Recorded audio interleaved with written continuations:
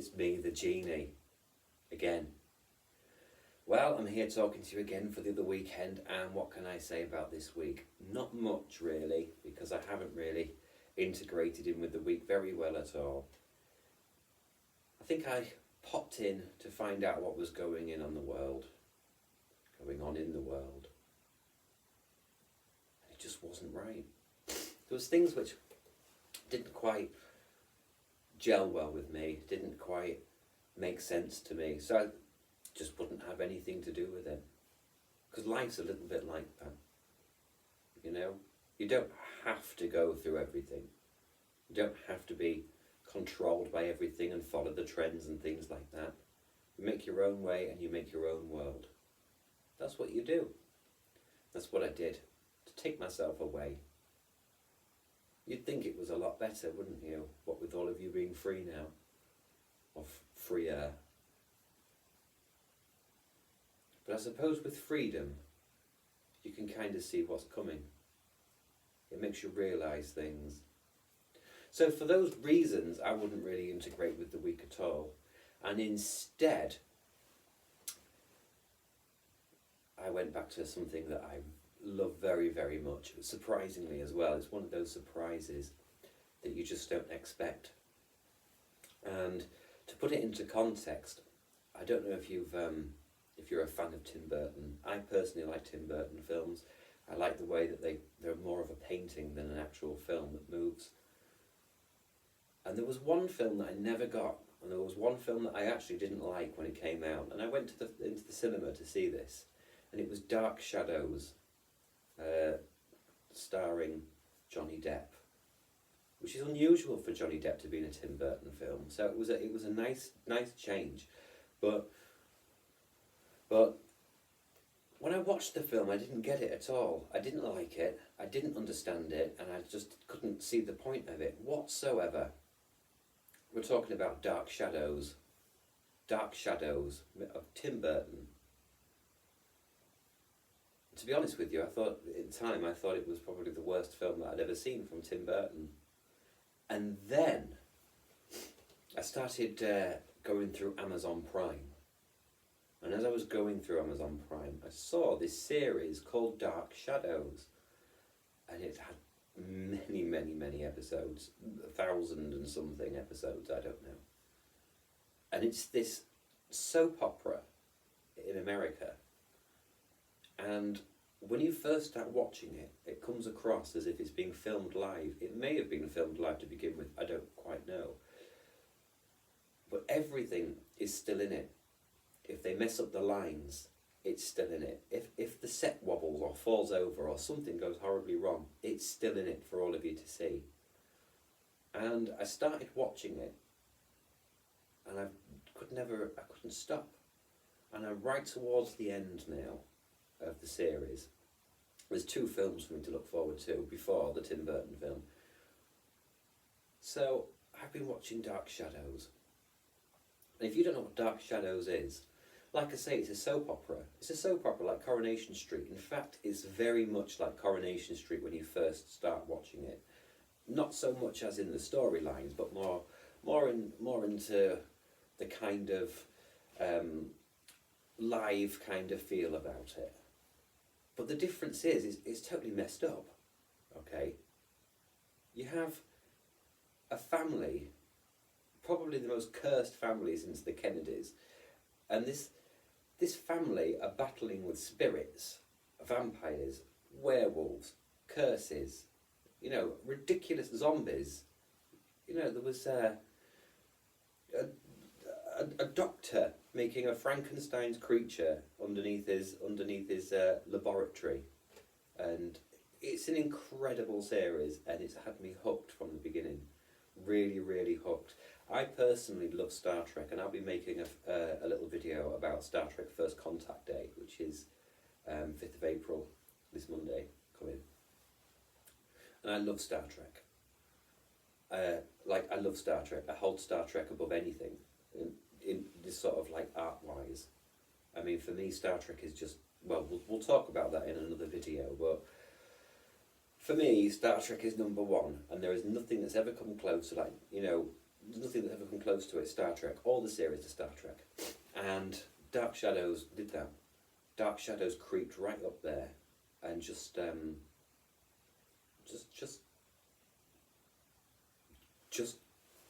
sits up there, shares the pedestal with Star Trek. It's wonderful. And do you know something? So much so that it's something that I don't usually do, is buy autographs. I don't usually do that. But there was an autograph of Catherine Lee Scott that also played Maggie Evans and Josette and many other characters in Dark Shadows. That's the thing about it. All the actors play many different parts. It's great. And I bought her autograph, and she was also in Star Trek as well. And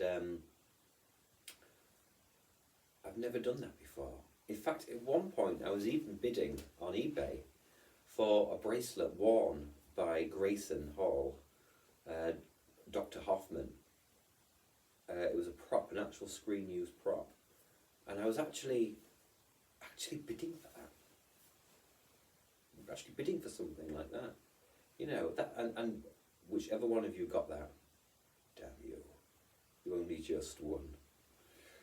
But Dark Shadows, this is what I'm talking about. If you want some escapism, and you want to go somewhere, and you want to be in something that's so far away from any kind of reality, you know, we've missed theatres as well. I don't know if any of you are theatre goers, but I, you know, would go to the theatre probably 2 or 3 times a year at least, because there's always something I want to watch. And Scarborough's Theatre, Stephen Joseph Theatre, is very, very good. It's probably my favourite theatre ever. Well, it used to be the Futurist, but I've got... Anyway, we don't talk about the Futurist anymore. So, Dark Shadows is like having a play in your very own room, except it's accessible to everybody. It's not some sort of... I don't personally like Shakespeare. Yes, I know it's a fantastic narration of the human condition. Fantastic, brilliant, but it's not for me. And do you know what I mean? There's a lot of farting about to get to the point. And for me, anyway, I understand why people love it. So yeah, Dark Shadows. You should try giving Dark Shadows a go. It's on Amazon Prime. It's free to watch. They're all there. Watch it. Anyway, so I've been watching Dark Shadows to uplift myself and to get me outside, get me completely out of reality, because I don't actually exist. You know, I'm imaginary, so I have to be around things which are also imaginary. I have watched the film back not so long ago of Tim Burton's Dark Shadows, and I understand now that Dark Shadows, the film by Tim Burton, is not actually highly regarded by Dark Shadows fans.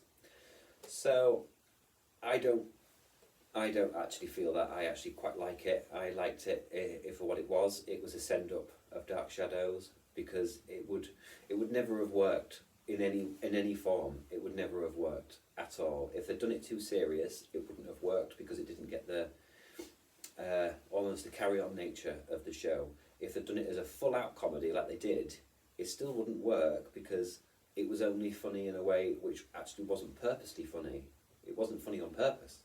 So there's no way that you could actually make a film of it. And I know that there has been a film made of it, and I know that the storyline is pretty much the storyline that's in the series, but compressed into a film. So even with the original cast, you can't make a film of Dark Shadows. But then again, I'm saying that without seeing the film, so, you know, maybe I'm jumping the gun a little bit there. So that's what I've been doing this week, watching Dark Shadows and enjoying every single episode of it. I just love it so much. It just makes me sad sometimes that a lot of the actors have gone, and it makes me sad that I'd never found it earlier. You know, and do you know, this is. I was in America a while ago, and it was a while ago, because it was before the Dark Shadows film by Tim Burton, and I was told about this Dark Shadows. Have you ever seen Dark Shadows? Have you ever seen Dark Shadows? Oh, sorry, America. and oh, you do the same for us, you know, with all your bowler hats tea. So, you know, it's the same. And have you ever heard of Dark Shadows? And I'm like, no. So they put a little bit on, and it was this black and white thing, and I just couldn't get into it, and I thought it was a load of nonsense, so I didn't have anything to do with it. And then, years later, here I am watching it and talking to you about it. Incredible. But enough about Dark Shadows. Anyway, have you seen any of my other videos that I put up, talking to Dark Shadows? There was one of Roger Collins from Dark Shadows talking you to sleep, and there is an awareness one, which is quite important, really. I got an email from somebody talking about the last video about why isn't the world real, and wanting to find out how more to interact with the unseen world around you. Now there are some amazing things going on, and by the time you see this, it's probably all done. So I apologise about that, but if you see it before, if you see it like within 24 hours of this going out, then it, brilliant. There are things going on right now about awarenesses and things like that. On Monday, the 5th of April, 2021, is First Contact Day for Star Trek, but it's not just for Star Trek either. There is a doctor called Dr. Stephen Greer who's made many documentaries about extraterrestrial connections and things like that, and he has a movement, or he's certainly involved in a movement called the CE-5 movement. I don't know what that stands for. Now the CE-5 movement is Close Encounters, I believe, of the fifth kind. Is Close Encounters the fifth kind or the sixth kind? There's the film, isn't there? The Close Encounters of the Fifth Kind. Or is it the fourth kind? Do you know, I can't remember myself actually, but basically there's all these different things.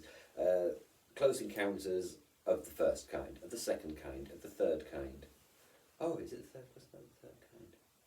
Anyway, so each one of these close encounters represents how it's done. Close encounters via visual, close encounters via hearing, close encounters via actual physical taking up, all these sort of things. And Dr. Stephen Greer supposedly believes that he can make contact with extraterrestrials. Sounds ridiculous. And then again, saying that, he claims that it's true. And he has proof.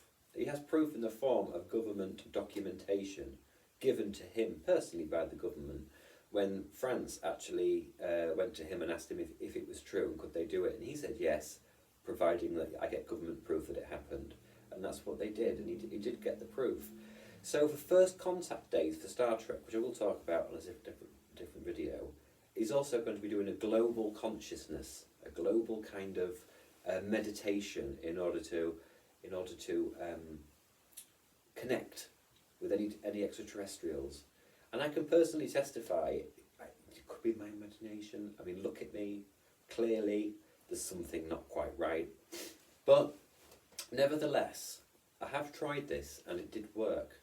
It was a few years ago and it was near a Druid Circle, and it was solstice and it happened. Yeah, I didn't go in a spaceship, I didn't do this and didn't do that. But what I did do is I saw what I asked to see. Saw it. So this is happening on Monday. So if you're in the UK, you need to be doing it at midnight. So about 11 o'clock, you need to be clearing your mind, picking a piece of the sky, and then when it gets to about midnight, you need to be basically connecting with anything. You're sending yourself, your consciousness, and a beam of light into space, and in the middle of space, you're going to be there floating, asking for someone to come and see you. When something appears, you then ask it to follow you back, and then look out and look at the sky, which you're actually looking at, and you may see what you've asked to see. And that's happening on a global scale on the 5th. So First Contact Day for Star Trek could actually be the first contact day in reality. Do hope so.